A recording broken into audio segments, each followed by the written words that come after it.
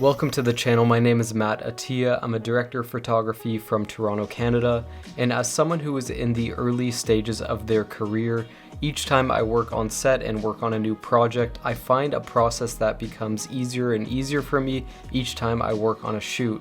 I'm going to show an example of a spec project that I shot and directed, and I'm also going to talk a little bit more about the pre-production process for that and how I got my ideas down onto paper and into a treatment. I really try to dial in things in the pre-production phase.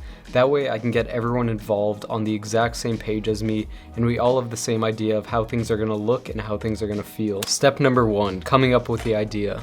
Like any good idea, it could hit you at any moment, so what you want to do is write it down as soon as the thought comes to your mind.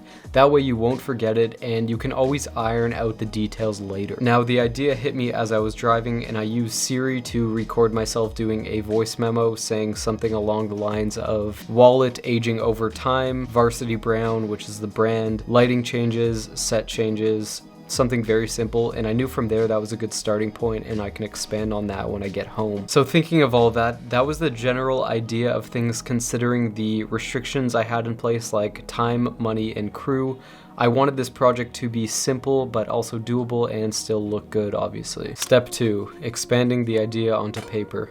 So with all my ideas down in point form, what I would do from there is create something that would actually make sense for other people to read, like the brand and the other people involved, so that way they can actually understand the idea and the vision that I was going for here. So rather than sending a boring email attaching the reference photos I had and the idea just written out in the email, what I did was create a director's treatment / visual lookbook attaching some references in there and making things look a little bit better than just sending off a boring email with all that stuff. I pulled stills from ShotDeck and Vimeo to help best convey the look and visual style I was going for.